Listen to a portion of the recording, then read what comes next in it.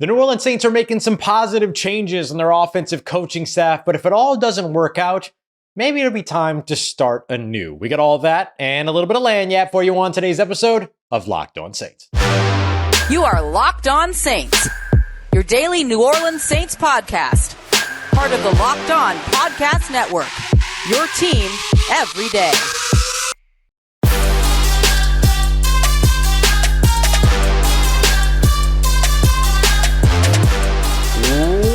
What is good, Who Dat Nation and Who Dat family? I am your host, Ross Jackson, New Orleans native, your New Orleans Saints expert and credentialed member of the media covering those New Orleans Saints as a senior writer and reporter over at Saints News Network. And on today's episode, we're going to be taking a look at how the Saints look to be headed out west for training camp. We'll discuss why, what it means, and whether or not we'll be there. We're also going to be taking a look at what to expect to be most improved based upon what we're seeing so far with the Saints' solidified and potential coaching staff changes. And speaking of those coaching changes, we're going to start today's episode off taking a look at what happens if the New Orleans Saints take all these big swings and it doesn't work out. Not to put the negativity out there, but again, we should look at both sides of the coin here. We appreciate you very much for being an everydayer and making Locked On Saints your first listen of the day every day here on the Locked On Podcast Network, your team every day. Look, the New Orleans Saints, I commend them. I do, for revamping their offensive staff, for taking some big swings here,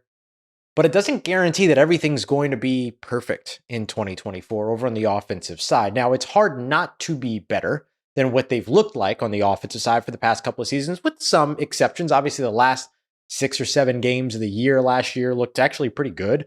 It looked better, right? There was improvement there over the course of the offense. But getting into 2024, there's big time expectations that this team, with making all these changes, taking all these swings, will be better. But what if they're not? What's the reason? What's the excuse? I guess the next part of it would be, what's the consequence, right? And I think that's the biggest piece for me, is the consequence.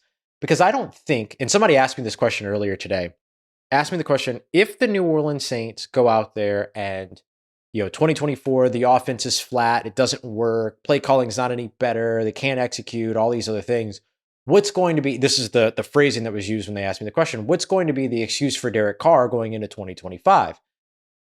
I don't think Derek Carr makes it to 2025, if that's the case. I don't think a lot of people make it to 2025, if that's the case, right? Like, this really feels like this is the last iteration of this era's opportunity to turn the corner. Doesn't that feel fair to say? 2022, things didn't work out. Going into 2023, they revamped the defensive staff, but they didn't really make many changes over on the offensive staff. A couple things here and there. Clancy Barone, Bob McNell gets brought in, all those pieces. Now going into 2024, after not seeing much offensive improvement in 2023, they make all of the big offensive changes, right? New offensive coordinator, new position coaches everywhere but tight end Clancy Barone sticking around. Offensive assistants out, new offensive assistants to be added, run game coordinator added, brought back, all these other pieces.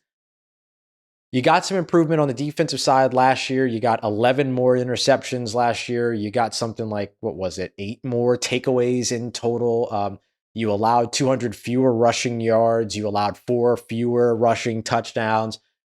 You allowed just under 500 more passing yards, and you allowed a handful more touchdowns, passing touchdowns. But as a scoring defense, it was still very good. As a passing defense, it was still very good. As a team that forced takeaways, still very good.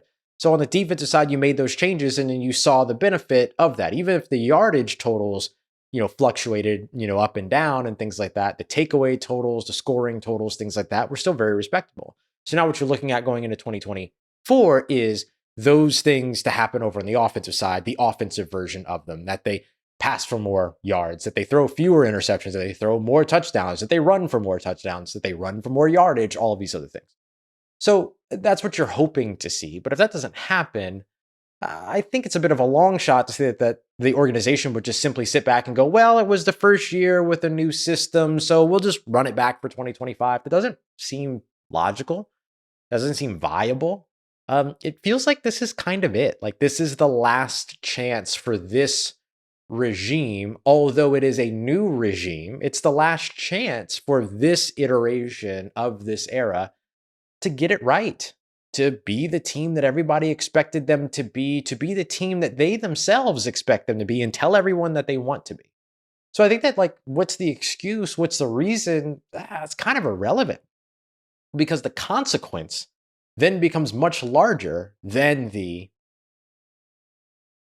consequence. Or excuse me, the consequence becomes much larger than the excuse, becomes much larger than the reason, because the excuse would mean giving a reason to try again. And it doesn't feel like the try again part would be in the crystal ball, in the cards, if you will. It just feels like it would be a situation where it's like, okay, it didn't work. Take the salary cap hit, get rid of the dead money, bring in, some other players so that you can kind of make it through 2025 and then get ready for 2026. And maybe you luck into a year like the Tampa Bay Buccaneers had in 2023, to where that's effectively what they did, right? They took all the Tom Brady cap hits, and they took all they swallowed their pill, right? And all those other things. That's what everybody always says about the Saints and their salary cap management. It's like, well, at some point they're going to have to take their medicine. Yeah, you spend 14 years kicking the can down the road, you take your medicine for a year, and then, okay, so? And so, like, I could see the Saints doing something like that, like going into 2025 and going, you know what, it didn't work. Let's bite the bullet here, take the hits, try to build as competitive a roster as possible with what's available. Go and get, probably looking for another quarterback at that point if the offense doesn't work out. Like, I'm talking about if the offense is flat, right? If, like, nothing improves, and in fact, if the offense even takes a step back or something like that, like, I'm not trying to be overly, critical or anything like that. It's just, if things don't work, then maybe, like, the option at that point isn't going to be, well, let's just try again, And so, yeah, I think you can have yourself a little Tampa Bay Buccaneers 2023 and take the hit, swallow the pill, take the medicine, whatever. Let the salary cap catch up on you. Alleviate all that over the course of a year, basically, right? You're not going to alleviate 100% of it, but you're going to be able to get out from under a bunch of it by just basically saying, all right, well, just got to deal with it in 2025. Build the most competitive roster that you can. Maybe you surprise people and you go on a run like Tampa did in 2023, make the playoffs. Who knows? You never know. And in 2026, you're back at it with a ton of money to spend, and you're out here looking like the Chicago Bears and the Washington Commanders, ready to just dole out the cash, right? So, like, can't wait to see if anybody's going to clip the video of me doing that now. But, like, I think that, like, that's okay. Like, if that happens, then gosh, at least you swung, right? Like, at least you made the opportunity or you took the opportunity to make the changes on the offensive side and see if it brings upon the sort of revamp, the revitalization of offense in New Orleans the way that it can. Like, you can't expect, like, I've seen some people say, well, it's not going to work, so why do it? Well, what else? You know what else isn't going to work? Doing nothing, right? Like, if you want improvement, you got to make changes. And the Saints made changes on the offensive side of the coaching staff. Now, they got to be able to execute on the field. They got to be able to do all that stuff. But man, they have brought in people that, and if you listen to yesterday's episode, I kind of broke it down. They brought in people that are going to have an impact. So at least, or that should have an impact. So at least you went out and got the guys that can get it done. Now, can they get it done? And if not, get ready, because 2025 is going to be a lot of big changes, or at least it should be in that case.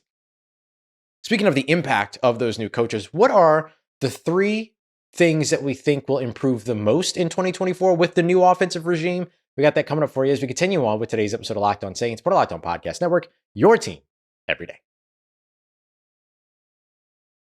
Today's episode of Locked On Saints is brought to you by our friends at DoorDash. The big game just last weekend. Everybody talks about the game. Everybody talks about the halftime show, all that. But for me, it was that DoorDash commercial that stood out. Did you see that? They went out there and DoorDashed a bunch of stuff from all the different ads to one lucky winner that included cars, snacks, even tax software, and somehow they managed to pull it all off. Now, even though I'm a little bit salty that, like, I didn't win, you know what I'm saying? I got to hand it to them. It was one heck of a delivery. DoorDash is the all-in-one app for your everyday needs, whether it's something from restaurants, from grocery stores, to flowers and gifts as well. Next time that you're running low on dinner ingredients, pet supplies, or just time, like we all are sometimes, you can get so much more than you realize delivered through DoorDash. Whatever watch party, whatever anything party really that you've got coming up, make sure to get it delivered through DoorDash. Football season may be over, but we're right in the thick of the basketball season, the school year, and let's face it, winter. So you want to make sure that all of those are reasons for you to be able to check out your daily orders over at DoorDash. DoorDash, your door to more. Head over to the DoorDash app today. Get everything that you need delivered. All right, family, the New Orleans Saints have made some big-time changes over on their offensive coaching staff, but what specifically are we expecting to get better? I got 3 things for you as we continue on with today's episode. Appreciate you very much, as always, making us your first listen of the day, every day, here on the Locked On Saints podcast. Don't forget, you go check out that Locked On Sports Today 24/7 national sports stream over on YouTube, the Locked On Sports Today YouTube channel, the first ever 24/7 national sports YouTube stream. Go and check it out today at Locked On Sports Today. All right, so New Orleans Saints obviously needed to make a bunch of changes over on offense. We discussed just a moment ago the things that, like, what happens if it doesn't work, right? Like kind of that quote-unquote worst case scenario, if you will. But what are the things that you should be expecting to see get better in 2024? Because there's a lot of stuff that we throw around, like, oh, it's the wide zone offense, the Shanahan scheme, the Shanahan system, the Kubiak system, all these other things. So what does all of that actually mean?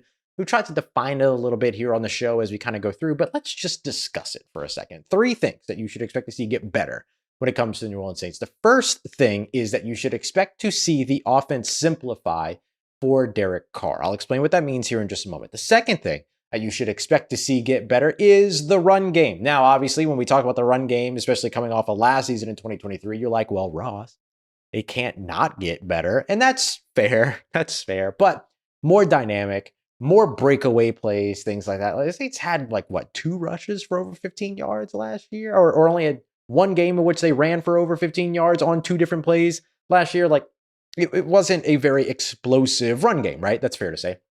And then number 3, offensive line play. And again, you're probably going, well, Ross, yeah, dude, like, it can't be worse than it was. And trust me, it can. Hello, New York Giants, Jets, whichever one of you, New Jersey Giants, Jets, like, it can be much worse. It could have been much worse. So you're expecting to see a boost to all 3 of those things. Let's start off with the Derek Carr of it all, because obviously, like, this is the big thing, right? Like, I know a lot of people are down on Derek Carr. They don't care to see him improve. They don't care to acknowledge that he could improve. And some people don't care to acknowledge that he could get worse. You know what I mean? It can go either way. But let's just, for a moment, remove that part of it and just talk about the quarterback and what these systems do for quarterbacks. So we've seen these types of systems work for the Jared Goffs of the world.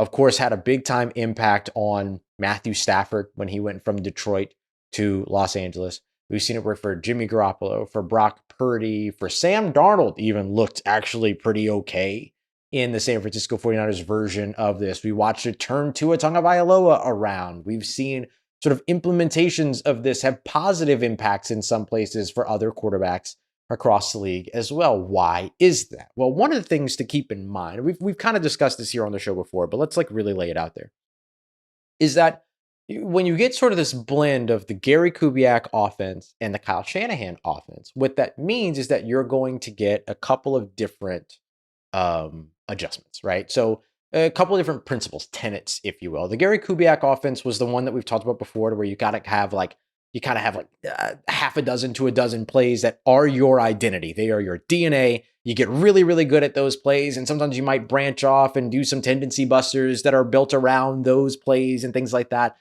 But a lot of times you lean in and you play the songs that you know, right? You think about any good concert anywhere, the band goes up on the stage. They don't go up there and play songs that they don't know, right? Like, let's put it this way. Let's expand the metaphor.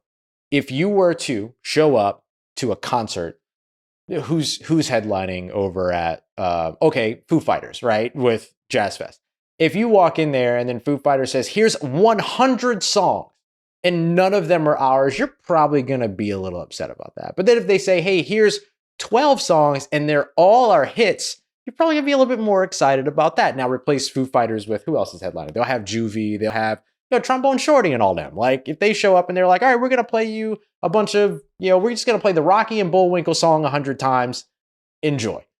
Not great, right?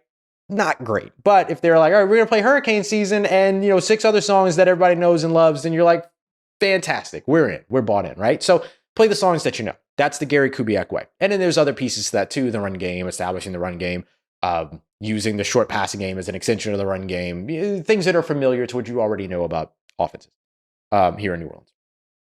So now you blend that in with the Kyle Shanahan of it all, and then you get really, really good at half a dozen to a dozen very creative, very innovative plays that you can run out of 6 or 7 different personnel groups. Well, not personnel. Yeah, you can run it out of different personnel groupings, but you can run it out of 6 or 7 different formations / personnel groupings and things like that, right? So it just diversifies the songs that you know well. So I'm going to play you the 5 songs that I know really well, but I'm going to play you 3 versions of each of those songs, an acoustic version, the version that you already know, and then chopped and screwed. Let's have a great time. Stuff like that. So like that's kind of what you're going to see in terms of the blend of all of these, of both of these schemes.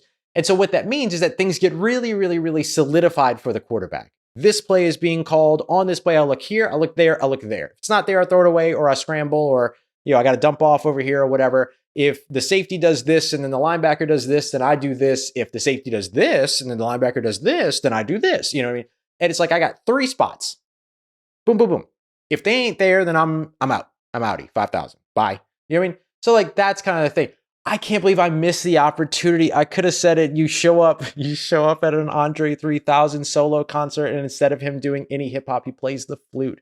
That would have been so good. Oh well, I missed the opportunity. I still got it out there, but I missed the opportunity. Would it really would have been funny? So that simplifies the game a little bit for Derek Carr. Not like that it's simplistic, but just that like everything gets routined in a way that becomes operatively more efficient. The other piece is the run game. And I'll kind of lump in the offensive line improvement here, but I'm going to be more specific about that here in just a second. I made up so many metaphors though that I gotta speed up. So when it comes to the run game, I think the thing that you're looking at is just a more dynamic run game. The zone run game and stuff like that. Like you're going to hear a lot of us talk about that. You've heard me talk about it a bunch. Oh, more zone run, more zone run, more zone run. Doesn't mean you're going to run 70, 80% of your offense out of zone rushing, right? But it does mean that 52, 55, 57, percent might be zone run. And that's still more than what you've seen the New Orleans Saints do on average, on a game-to-game average over the course of the past couple of years. So just more dynamic way of the run game. I've described this before, but you have your bend, your bang, your bounce if you're a running back. So you effectively have 3 lanes that you could choose from when you're running an outside zone. For instance, you can bend back, you can bounce outside, or you can bang up the middle. And so you have these different ways to kind of read the field and then be able to make those decisions when you have a high-level processor like an Alvin Kamara or like a Kendre Miller has proven to be. I mean, I think you look at that game at the end of the season and you felt the explosiveness that was there, but even above that, you really felt sort of his vision, his patience, things like that. All those things kind of lean into that. So I think that the dynamic of the run game will become something that you can look at and identify immediately and go, aha, that improved after in 2024. And then as a part of that is the offensive line. And really, like the offensive line improvement for me comes from a couple different places. The fact that it's Kubiak is one thing. You're getting the ball out quicker in those, Kubiak and Shanahan schemes. You're simplifying the game so you can make the right reads and all this other stuff. You're speeding up the process, all those things. All that stuff ends up benefiting the offensive line because they ain't got to block as long, right? And then the zone blocking scheme helps you be able to get guys to the second level, get to smaller bodies, things like that. So then the run game starts to get going, and then your guys get more confident. Then you start switching into man bully blocking, and then boom, they're winning more of those matchups. But also just the development that we've seen from John Benton. I've said this a few times, but you look at it over and over again. Every time that he shows up somewhere, it gets better. The run game gets better, pass protection gets better, all that. It has been a consistent trend throughout his career. It's one of the reasons why New Orleans wanted him and why he could outlast even things falling apart in 2024. As long as the offensive line doesn't fall apart, he could be one of the guys that actually potentially even outlasts some of the other folks if things don't go the way that they were supposed to go going into 2024, but the offensive line looks improved. So those are the 3 things: quarterback, run game, offensive line.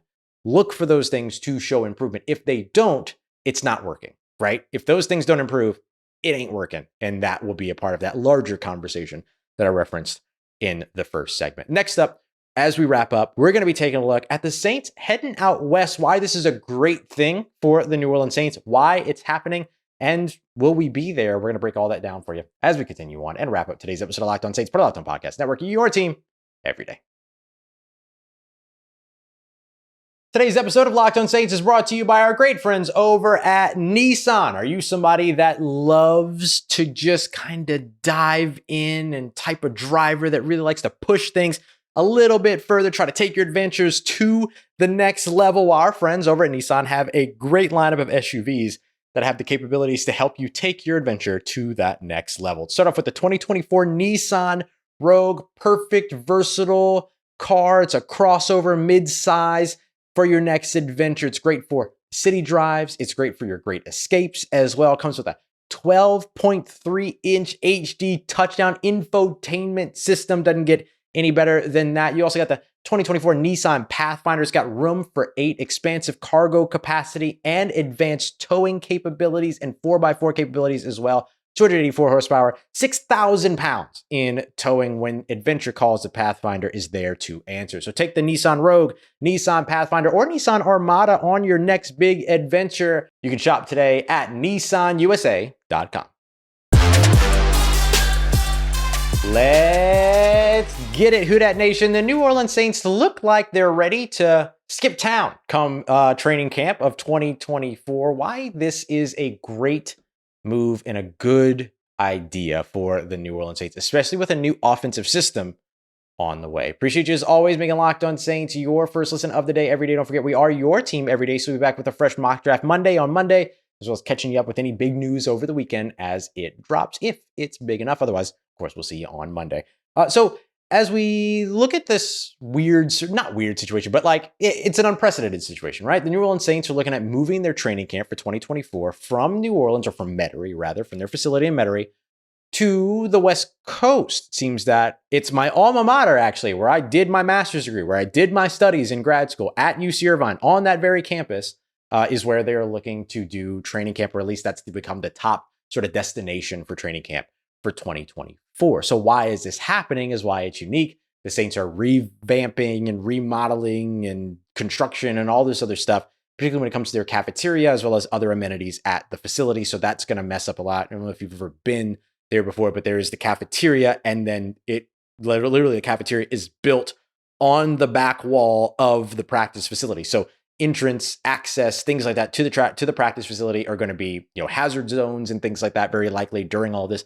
Plus food, right? Got to be able to eat, got to be able to feed everybody, all that kind of stuff. Could they just go to a restaurant? Sure. But that's not really the way that this works, right? Like, you've got more than just 53 players to feed. You've got everybody that works there eats at the cafeteria, right? Like, they feed pretty much everybody. So you got to make sure that you've got the amenities that you promise. And there are certain things that are in union rules and things like that from the NFLPA that pertain to all of that as well, I'm sure. So that those things help to kind of say, okay, got to get this done, which means got to go away for a little while. So with that being the case, this is actually a really good thing for the New Orleans Saints. And I'll explain why. The first of which all goes down to what has been the biggest news in New Orleans here over the course of the past few weeks is the new offensive system, new offensive coordinator. So why does going out of town help with that? Well, when you're out of town, and I'll take this back to like us traveling with the team, or traveling because the team traveled to Los Angeles last year when they were in Costa Mesa doing the joint practices with the Los Angeles Chargers. One of the things that every player talked about, and Cam Jordan especially, but every player talked about, was how being on the road like that brings everybody together. You eat with one another. You're, waking up and going to the gym with one another. You're going to practices with one another. You're watching film with one another. You're doing all these other things. You're always around one another. You go to the beach, going with your buddies who are on the roster. You're going out for dinner, you're going with your buddies who are on the roster. You're going to, some type of, event, or you're going to some type of, hangout or whatever. You're going with your buddies that are on the team. So you're always around one another. And I'll point back to Cam Jordan's last press conference of the 2024 year. So after the Falcons game, after the season was over, one of the things that he talked about was how, like, technology in the NFL has grown so much that some things just aren't done anymore when it comes to film study. He was saying that used to be, B and the D, that you would have like the veteran guys would lead sort of these film sessions and teach the younger guys how to watch tape, all this other stuff at the NFL level, right? and how, things work with the team and everything. And you would just kind of do this at the facility outside of your usual time doing film work with the coaches and practice and all that other stuff. So the extra work that you did was with one another. Now, because everything's on these like Microsoft Surface tablets, and there were a bunch of reports about players that hadn't even logged into their tablets and watched film and stuff like that. You kind of do all that extra work away from the facility. Now you do it in the comfort of your own home, which has its advantages, but has its disadvantages too, because you're not working with other people. You're siloed, and you gather your expectation. This person gathers their expectation. This person gathers their expectation. Then you come back and then find out, oh no, we all gathered different things. So what's the right thing, right? As opposed to being able to work it out in the same space. This type of a trip that could be 20, 25, 30 days together in another state, another city, provides you every opportunity to work, practice, watch film, spend time, develop, grow together. And with a new offensive system coming in, that's not a bad situation to be in, right? This is the big hurdle that everybody keeps talking about, including myself, right? That we've all talked about, we've talked about before, is that it's great that the Saints went out and made these changes, swung and, tried to get this new offensive system in and made the changes at the coaching staff and all these other things. But it is a new system. And so what's the growth period going to be? What are the growing pains going to look like? Well, this kind of helps I'm not going to say counteract the growing pains, but it might subside them a little bit. It might circumvent them a tiny bit, right? Counteract just a little bit, because everybody will be together. Everybody will be working together, all those other things. That's a really important thing. And I will say that like going back to California was something that we knew was a possibility starting when we were in California last year. Like the Jack Hammett Sports Complex or whatever in Costa Mesa, it always felt like that was a potential opportunity for the Saints and Chargers to be able to share a practice facility. The Greenbrier was a part of the consideration. I heard even spaces in North Carolina were being considered and stuff like that too. So like the Saints have been talking about this and have been thinking about this for a long time. And California, Orange County in particular, was always sort of one of the possible landing spots for training camp come 2024. Not UC Irvine, my school initially, but pretty cool. Selfishly, I think that's pretty dope. And so it'll be nice to like go back to my grad school and not take classes, which is what I wish I was doing when I was at grad school, which was anything but taking classes. I was a bad student. And so I've always been a bad student. I talk too much, talk too dang much. So I think it's a good thing for New Orleans because it's necessary a little bit with the new offensive system. It's good to kind of develop those relationships, develop those bonds, develop the quote unquote brotherhood, if you will, the fraternity, if you would, and all that, and is popular language for it, and everything before the season starts, all that. So it develops those connections, it deepens those connections, and maybe allows you to be a little bit more, brushed up on your new offensive system before you have to go out there and execute your offensive system. Now, what's going to be interesting is that the Saints have to play 2 away games during the preseason this year and then have a home game. So ideally, what the Saints will probably do is submit a request to the NFL that they do their 2 away games on the West Coast. So like the Chargers, the Rams, the Raiders, that would be funny. The Seahawks, the Cardinals, something like that. The 49ers, whatever. And then maybe do their last preseason game back here at home after they come back. I imagine they'll spend most of the training camp weeks out there and then come back for the last week or so. That would be my guess, or 2 weeks or whatever, depending upon hurricane season and stuff like that. Which, there you go. There's another bonus, right? Even though last year California got a hurricane and we didn't. So who knows? I left California, came back here to New Orleans, and then they got hurricanes. We didn't. So I'll take that. So that's another thing that's probably pretty good too, is that you don't have to worry about being uprooted without a plan, or not without a plan, but last second, right? As opposed to this, where it's like, okay, we know this is potentially happening. So we'll see how it all goes. Will we be there? Yes, 100%. Locked on Saints, Ross Jackson. We are going to California. We will be there in Orange County, day 1 to day 20, whatever, that they're there, with a report every day at practice, all that good stuff. So make sure that you are sticking around for all of that. But we got a lot to get to before we're in training camp. Got the combine, got free agency, got the draft, all that right here. Locked On Saints, we got you covered. All right, y'all. I appreciate you very much. As always, making Locked On Saints your first listen of the day, every day for your second listen. Locked On LSU and Caroline Fenton, Locked On Pelicans and Jake Madison. They're doing it better than anybody else can. So go and check them out today for your second listen. And I appreciate you very, very much making Locked On Saints a part of your day, part of your routine, for saying yes to me and the show. As always, if you see me, please say hi. If you need anything else around your New Orleans Saints in between these episodes, make sure you follow me on your favorite social media at Ross Jackson, NOLA. Hit me up. Let me know how the family's doing. Let me know how you living. Let me know how you momming them. And trust Who Dat Nation, I'll holla at you.